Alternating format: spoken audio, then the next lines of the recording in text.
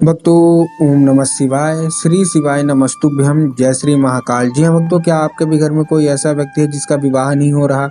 आप लोग बहुत ज़्यादा परेशान है उसके विवाह के लिए कि आखिर उसका जो विवाह है वो हो क्यों नहीं रहा। आपने बहुत ज़्यादा पंडितों को दिखा लिया, कुंडली मिलवा ली, लेकिन फिर भी विवाह में अड़चन आ रही है। आपको समझ में नहीं आ रहा कि आखिर ऐसा क्या हो गया जिसके कारण उसका जो विवाह है वो नहीं हो रहा। आपने मतलब जो उसकी उम्र है ना वो गुजरती जा रही है, बात बनती बनती बिगड़ रही है। विवाह की सब कुछ ठीक रहता है, लेकिन अंत में जाके कुछ न कुछ ऐसा हो जाता है जिसके कारण विवाह में अड़चन आ जाती है, विवाह नहीं हो पाता। तो ऐसे में कौन सा उपाय करें, आज की इस वीडियो के माध्यम से हम आपको बताने वाले हैं। क्या करना है, कैसे करना है, पूरा आपको समझाऊंगा। उपाय ध्यान से सुनिएगा, अच्छे से करिएगा। अगर आपने आज का ये उपाय ध्यान से सुन के अच्छे से कर लिया तो आप खुद ही देखेंगे कि अगर आपके घर में कोई ऐसा व्यक्ति है जिसका विवाह नहीं हो रहा है तो अवश्य रूप से उसका विवाह होगा ही होगा। देखिए, पूज्य गुरुदेव की जो कथा होती है ना, जैसे कि आपको पता होगा कि पूज्य गुरुदेव की कथा में लाखों की भीड़ आती है, आप सबको पता है, ठीक। और जब पूज्य गुरुदेव की कथा में लाखों की भीड़ आती है तो जितने भी भक्त रहते हैं वो क्या करते हैं, गुरुदेव को पत्र के द्वारा अपनी मनोकामना भेजते हैं। जो भी उनका पत्र रहता है ना वो उनके द्वारा वो मनोकामना अपनी क्या करते हैं, गुरुदेव तक पहुंचाते हैं। तो अभी गुरुदेव की कथा चल रही थी, 5-6 महीना पहले की बात है, और गुरुदेव की कथा में लाखों की भीड़ आई। जब गुरुदेव की कथा में लाखों की भीड़ आई तो उसमें क्या हुआ कि जैसे गुरुदेव की कथा में भीड़ आई तो उन्होंने पत्र लिखा गुरुदेव को। और जब गुरुदेव को उन्होंने पत्र लिखा तो जब गुरुदेव के पास पत्र पहुंचा तो गुरुदेव ने जब पत्र पढ़ा तो उसमें देखा कि बहुत सारे जो लड़का लड़की हैं, माता पिता हैं, उनका केवल केवल एक ही सवाल है कि उनका विवाह नहीं हो रहा। कि वो हमेशा यही चाह रहे हैं कि गुरुदेव हमारे जीवन में विवाह नहीं हो रहा है। जितने भी माता पिता हैं वो भी टेंशन में है कि गुरुदेव हमारे लड़का है लड़की है, इनका विवाह नहीं हो रहा, कृपया करके कोई उपाय बता दें। जब गुरुदेव ने ये देखा तब गुरुदेव ने 2 से 3 उपाय बताए और कहा केवल और केवल ये उपाय कर लेना। तुम्हारे घर का जो भी सदस्य है जिसका विवाह नहीं हो रहा, अगर ये उपाय करोगे तो अवश्य रूप से उसका विवाह होगा ही होगा, ठीक। जब गुरुदेव ने ये बताया तो लोगों ने जा जाके ये उपाय किया घर में। अब जैसे ही लोगों ने जा जाके इस उपाय को घर में किया, मात्र 1 से 1.5 महीने के बाद वो गुरुदेव की कथा में वापस आए उपाय करने के बाद। जब वो गुरुदेव की कथा में उपाय करने के बाद वापस आए तो उन्होंने गुरुदेव को फिर से पत्र लिखा। लेकिन ये वाला जो पत्र था ये गुरुदेव को धन्यवाद के रूप में पत्र था कि गुरुदेव धन्य हो आपका, आपके द्वारा बताया गया उपाय हमने कर लिया है, हमारी सारी की सारी मनोकामनाएं भी पूरी हो गई है। आपका कोटि कोटि धन्यवाद, आपके द्वारा जो हमने उपाय किया है और हमारे घर में जिस व्यक्ति का मतलब विवाह नहीं हो रहा था उसका विवाह भी संपन्न हो गया है, आपका कोटि कोटि धन्यवाद।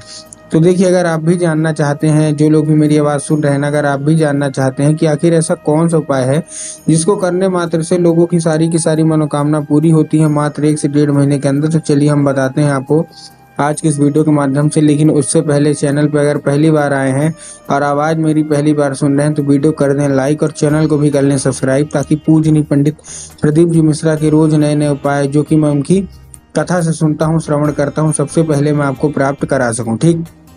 तो देखिए, जो हमारा सबसे पहला उपाय है 21 चने की उपाय।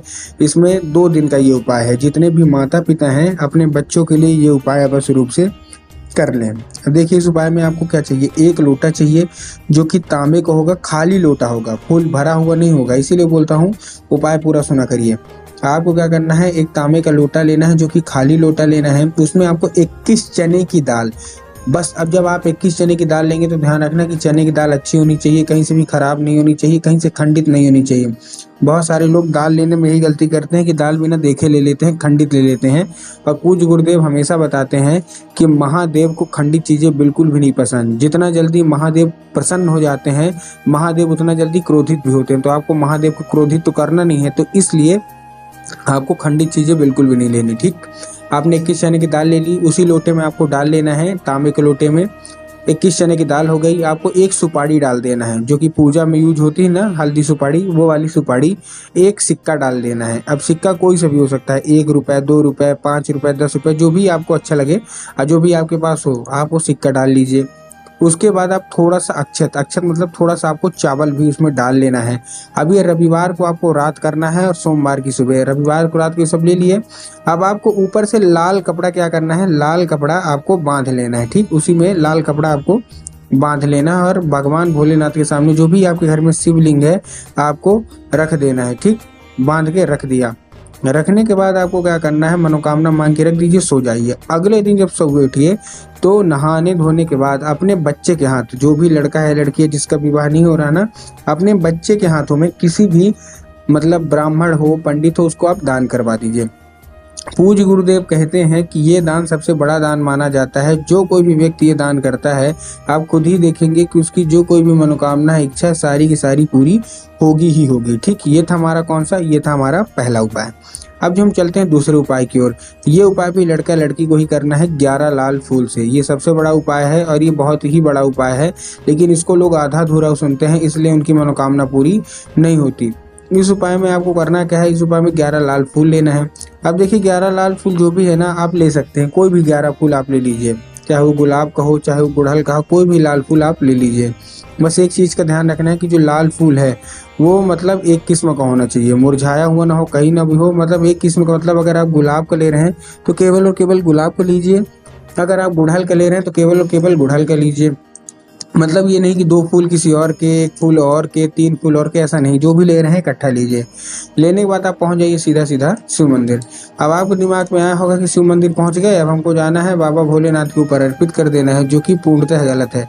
आपको बाबा भोलेनाथ के ऊपर अर्पित करना ही नहीं है। आपको कहाँ अर्पित करना है, आपको माता शोक सुंदरी के ऊपर अर्पित करना है। अब देखिए जिनको पता है कि माता शोक सुंदरी की जगह कहाँ होती है उनका तो ठीक, लेकिन बहुत सारे ऐसे लोग हैं जिनको यही नहीं पता कि माता शोक सुंदरी की जगह होती कहाँ है। तब गुरुदेव ने साफ साफ बताया कि आप जिस भी शिव मंदिर जा रहे हो, जो जलाधारी है, जलाधारी के दाएं मतलब राइट साइड में माता शोक सुंदरी की जगह होती है। तो बस आपको करना क्या है, माता शोक सुंदरी की जगह में आपको अर्पित करना है और जो कोई भी इच्छा मनोकामना है वो मांगना है। पूज्य गुरुदेव कहते हैं कि अगर माता शोक सुंदरी आपसे प्रसन्न हो गई ना, तो आप खुद ही देखेंगे कि आपकी जो भी इच्छा है मनोकामना है वो अवश्य रूप से पूरी माता शोक सुंदरी करेंगी ही करेंगी। ठीक है, ये था हमारा कौन सा, दूसरा उपाय। अब हम आते हैं अपने तीसरे उपाय की ओर। तीसरा जो हमारा उपाय है ये काली मिर्च और एक धतूरे का उपाय है। ये भी बहुत बड़ा उपाय है, इसको भी लोग करते हैं। मैं इसको अंतिम में इसलिए बता रहा हूँ क्योंकि पहला उपाय मेरे को 21 चने की दाल वाली उपाय बताना था, ये आखिरी उपाय, इसको भी आप ध्यान सुन लीजिए। और तीनों में से अगर ये उपाय भी कर लेते हैं तो आपकी मनोकामना पूरी होगी। बहुत ही सरल उपाय है। इस उपाय में आपको 3 काली मिर्च चाहिए और एक धतूरा चाहिए। बस धतूरा अच्छे से होना चाहिए, कहीं से खंडित नहीं होना चाहिए, अच्छा हरा होना चाहिए। और काली तिल नहीं लेना, काली मिर्च लेना है। फिर से बता रहा हूँ, बहुत सारे लोग कंफ्यूज होते हैं। तो आपने 3 काली मिर्च ले ली, एक धतूरा ले लिया और पहुंच गए सीधा सीधा शिव मंदिर। शिव मंदिर पहुंचने के बाद जिसका विवाह नहीं हो रहा उन्हें करना है। शिव मंदिर पहुंचने के बाद आपको दक्षिण दिशा में खड़े होना है और उत्तर की ओर चेहरा कर लेना है।